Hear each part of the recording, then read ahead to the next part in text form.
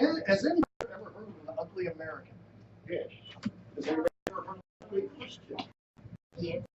We're going to got a little bit of that today. It's going to be 4, it's going to be 7 to 11. We'll start for you here while you're looking that up. Back in 1963, there was a movie starring Marlon Brando called The Ugly American. It was a fictional story that told the perception of Americans overseas. We were seen by many as ugly Americans. Now, as I searched this, here's what came up. That I read more than one source that said many of the people in other countries have viewed American tourists and American business people as being loud, arrogant, demanding, thoughtful, ignorant, intolerant people who weren't there. That's where we start to see of ugly Christian. See a lot of people that say it's not like us, they're not being saved. You know, we're the ones that will say we're the only ones from the heaven. We're the ones the best. Yeah. You got to remember that. There's a reason to say that. So in 1 Peter 4, 7 through 11, but the end of all things is at hand. Be therefore to pray, and above all things have fervent charity among yourselves, for charity for the multitude of sins. Use the hospitality one to another with grudging. As every man hath received the gift, and so minister the same one to another, as good stewards of the manifold grace of God. If any man speak, let him speak as the oracles of God. If any man minister, let him do it as of the ability which God giveth, that God of all things might be glorified through Jesus Christ, to whom be praise, dominion forever and ever. Amen. Lord Jesus, I do pray that we can be Christ-like. I pray that in our hearts and our minds, let us be loving souls that you want us to be. In Jesus' precious name. I did look at a lot of the people around the world do think we're very arrogant people because we think we're better than others. And it's as you look at churches, there's a lot of people that think I've sat in this pew for 30 years, I'm better than anybody else in the church. I have more power than the church. See, that's a lot of these churches, it's a bad thing. God's got pull. Your pastor should be the leader of that church. It's not the deacons of the church from the church. The pastor is the one that's responsible. He's the one that answers God. He lets the church run itself and let the people run the church. And he just sits and does nothing. And then one double thing, he's going to pay the price. I mean, you're going to pay the price along with him. But he's going to be getting his spank. Jesus over his knee and really spanking him. You know, that's one thing that we've got to always remember. A lot of times we don't agree.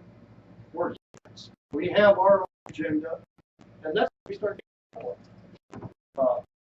We get ugly because we put it our way. We come back to the Bible and try to do God's way. Because we're too busy, you know. We've got all this entertainment over here. We really have the big band in our church today, and we want the music loud. I said before, when I was doing some research, I tried to find 5 to 10 church websites. And I had to write a couple paragraphs about each one. About what caught my eye and what all.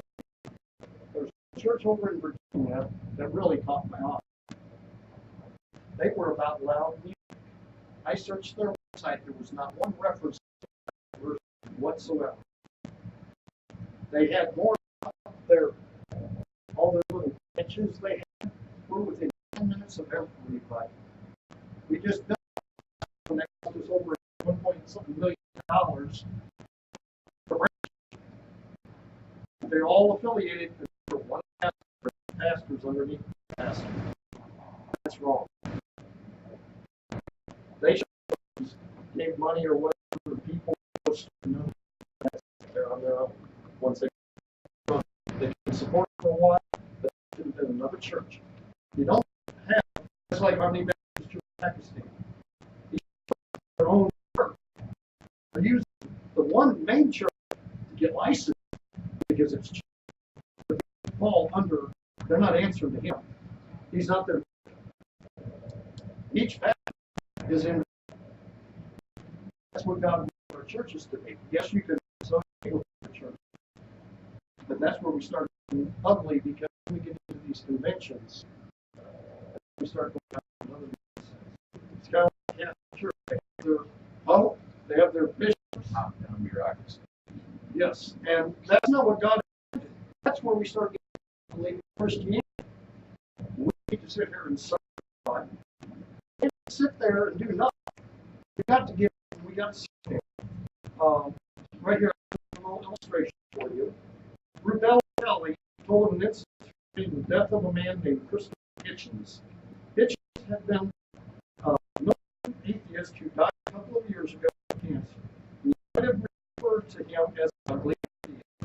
He hated Christianity and all the meaning and the language for believers.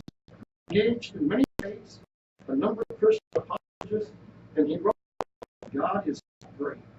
Which was a bestseller a few years back. Then Hitchens throat cancer. Shelley said that he happened to know one of the online comments made by churchgoers about it online. He said there was a wide range of responses. Several believers expressed concern, offered for his recovery. They were for him.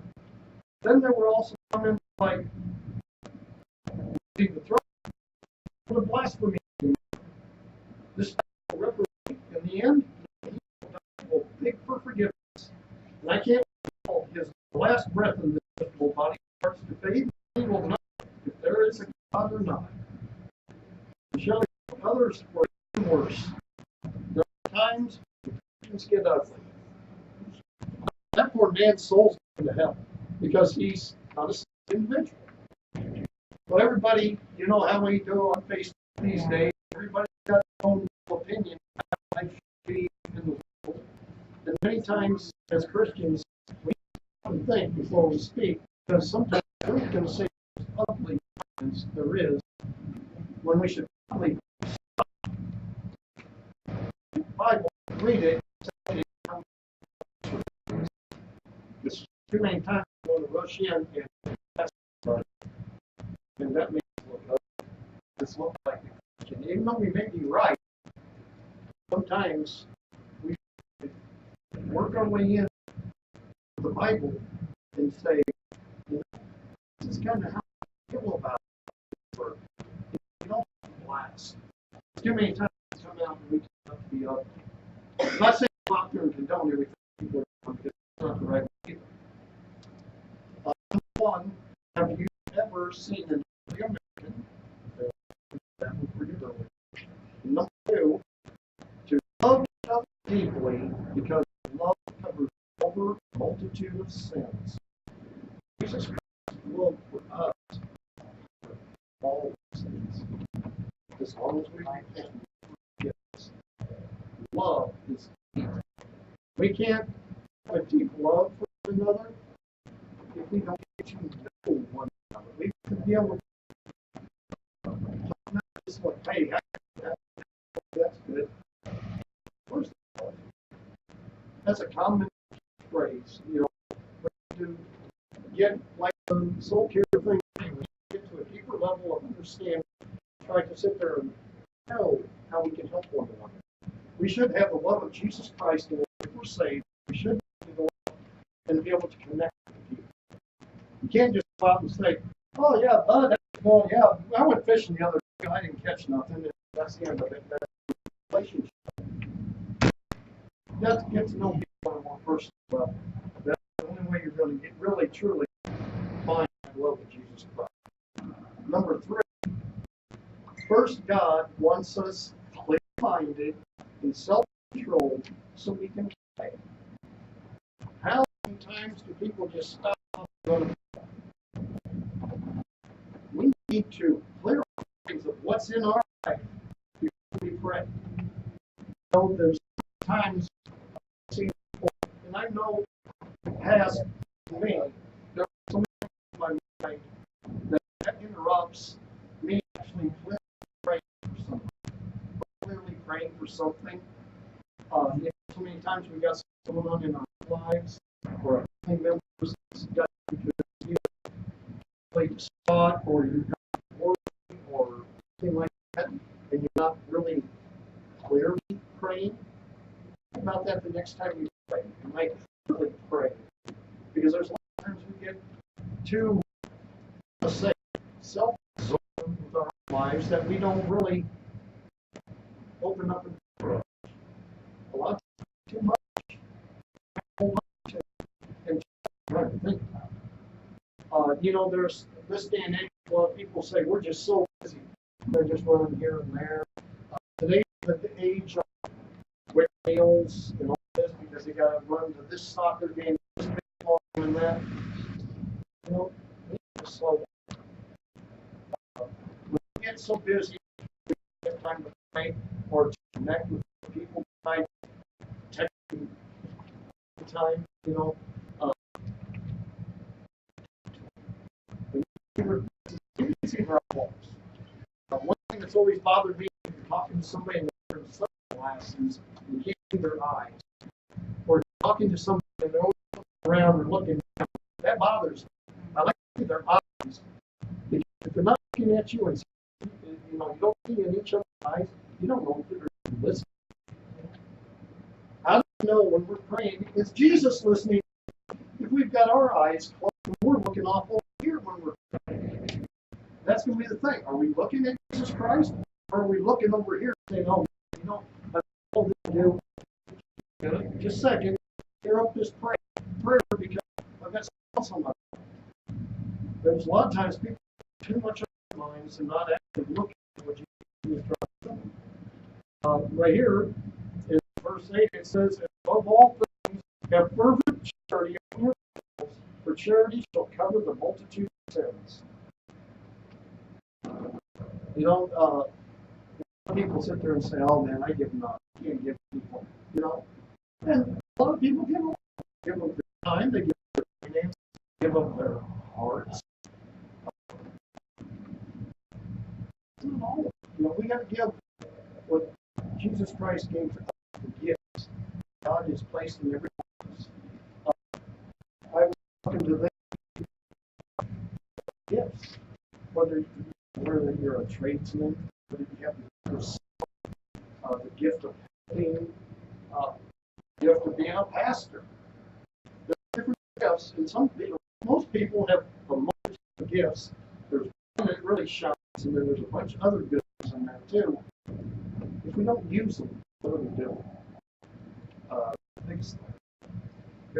This is not quite my favorite. This is number 4. So first we need to tap into God's bank account by praying as we should. That's a heck of an account there. You can look at it as an account because how many of us are always asking God for something? How many times do you just pray to just say how great He is? Most of the time, people pray. We all have been guilty of it. We all need something. We think we need something. God knows what our needs are, but He's here to ask too. But we also need to ask His will, not our own, because sometimes we want this mansion. A while back I showed Jay and Danielle the house here in Tennessee. It's a helipad. It had a center garage. It had a corner that was like half full foot room, was immaculate. It was only $1 million. Could you imagine inside? Could you think of the furniture I could in a place like that? It's like the rest of the house was okay. It had a tower, and I'm like, it's bad if they can help. But that's how we get and we start to see where we're a little more than what we really need. You know, maybe if you're rich, that's what you need. I don't know. Never. No, that's rich. So I'm giving away. Now, here's another one for you. Imagine being overseas on a trip. You've had a couple of great days of sightseeing. You wake up in your hotel room, and you're sightseeing the day. But then you find someone has stolen your traveler's checks. It's all you have. Nothing. What are you going to do? Wow. Well, I've tried. Find a way to contact the financial institution, get some money. You know, you're in trouble with them. Two, key contact with someone who can help me. That's what prayers are about. If you make contact with God, things will happen. Imagine that. If you're, you know, I've seen some movies where they get lost, got stolen, they pickpocketed them, and they lost all the travelers' checks and all this. Do people still use travelers' checks? I don't know. Well, I've used them when I was in the military, but generally, if you lose them, you're supposed to be able to get them back. But it's always the frantic thing because you may not have any cash. And that could be a paranoid thing, especially in a foreign land. Then we use number 9 in chapter 4. Use one to another without grudging. How many times somebody showed up at the house here, you get ready to fix dinner, and like, man, I don't want to stay for dinner. Yeah. We better invite them to stay. No good. We show them want to be somebody and give them a closer relationship with them. I know we've had some younger people while several years back, and we just thought, hey, you want to stay for supper? We'll figure out what we're going to have, make sure we have enough. That's the thing we should be doing. And we should do things for others without the grudge. You know, many times we, I suppose, you know, there'd be times when, say, a few people might call and need things done, and like, you know, it's going to be more and more and more and more as the grudge is. But you know, that's something that we got to fight and try to get over. That's where we need to go into prayer to get things straightened out in our own lives. Number 5. Secondly, we need to be people of love. We do need to show others love, even when those that hate us. Like now, a political here because it's battle for the White House. Yeah, we got Democrats hating Republicans and Republicans hating Democrats.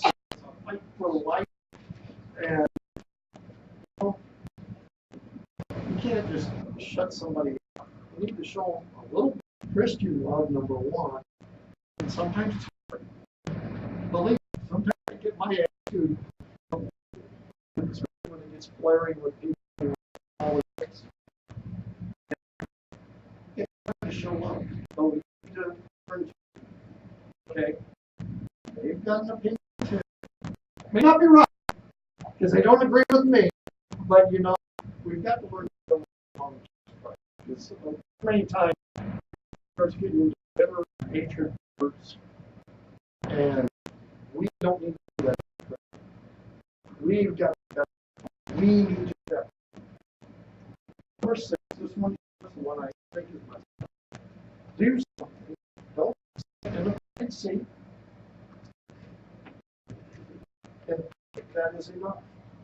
We need the word of God. We need to pray clearly. For one, God tells us clearly. We're sitting down and we're supposed to be a servant. We pray to be a servant of God. We're actually here. Nothing else. And when we talk to other people, we search. Right. That's what we pray. That's what Jesus Christ is commanded us to do, is to go. So that's what we have to always remember to do.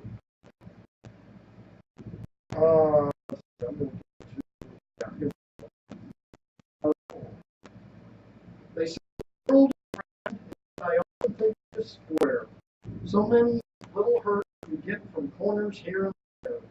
There's one truth in life I found in the East and West. The only folks who really wound are those we love the best. We rather scarcely know, please with 15 yes, and deal full many thoughts blow to those we love the best. You're more apt to give being to, compliment to, people. Obama hold up. Okay, I'm just as friend. I don't, okay, I'm looking at them. Okay, Red hold up there. So, you would be like, oh, cool, awesome, hands and give them a great compliment. The pulls up. We shut off the lights, we close the door. That's the wrong thing to do. I guess it's used as an example because it's hard for us, somebody that we don't really like, to give a compliment to. And as believers in Christ, we should actually be witnessing both, whoever came, that be just as polite to both as Jesus Christ would want us to be.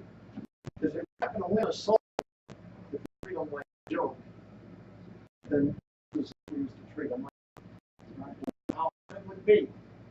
And believe me, it'd be hard with some family members that it would be hard to be a great witness to, because all about them might have been rough by them, might have been slammed by them, or whatever. It's hard for that. But we need to bring ourselves up here, and we can't be that ugly Christian. We need to actually show them the love of Jesus Christ, and that's a hard one. I know I had this with family members before. It's hard to go beyond that when that is there. Number 7. Each one should use whatever gift he or she has to serve others, faithfully ministering God's grace in its various forms. God's grace is your gift. Your gifts is a grace from God. He didn't have to give you any gift at all. You could have just thrown, because God wants rope. I think He loves us being unique. Each one being a little different, because you know what? When we actually become a family of God, we truly use many machines like a car engine. Pull one spark plug wire off and it's kind of a mess. When there's trouble over in the car, it's running smooth like it should. We actually get to know each other is the only way actually going to be good running machine engine before engine running like the best. I always like machine engines because I was young and I always knew the engines. And if you had one that had a hole or something like that, and fight with it, what it was. And to each in Christianity, we're going to become more of the world instead of being what God wants us to be. To follow His word instead of following man.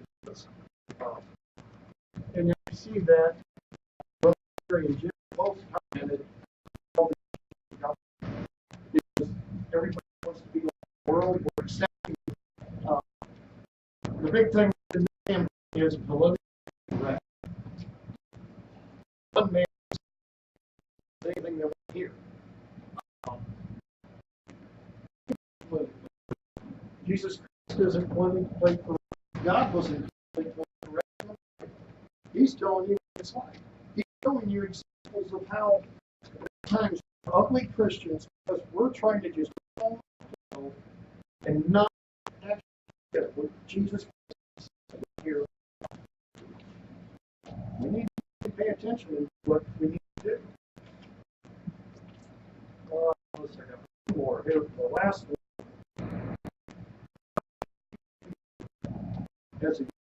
reputation. Back in 1947, Rochester was the first city in America. They won the contest in 94, and as recently as 2010. Tom rated one of the largest cities in the U.S. found Rochester to be a free city, one of the best places to family.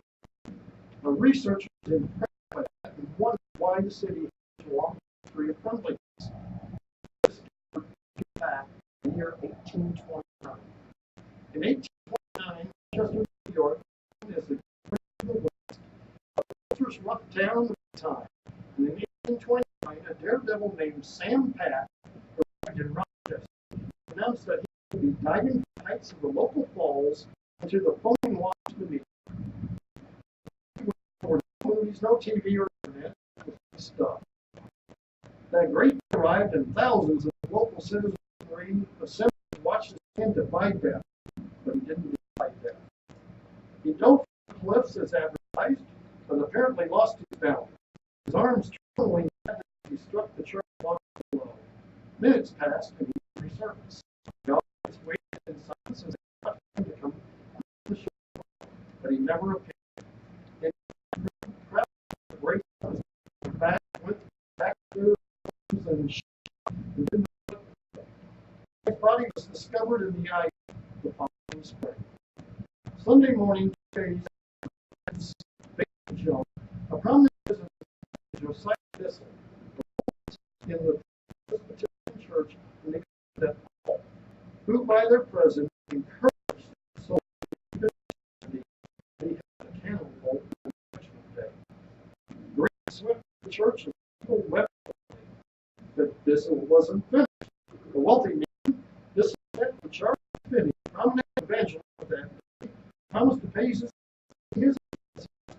for 6 months under Rochester and changed the heart of the city. Finney met with or confronted various groups within the community, convincing them of and his the importance of reaching others for the sake of God's love for them.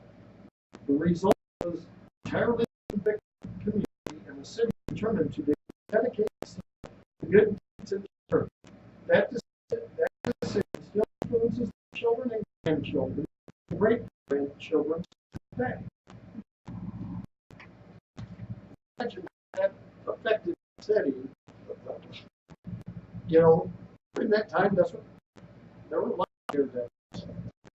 But you know, if we encourage someone to do themselves harm, that we go home and we can encourage them to get saved through love of Jesus Christ. That's one thing we can spare more. Just, you know, just the skill these people are encouraging that flip into chain waters, or to be encouraging people to jump off the cliff into hell, which isn't going to be. We don't need that. Christians, we don't need a lot of Christians. So as a closing, think about that. What kind of Christian you want to be? One ugly one, a beautiful one, like Jesus wants us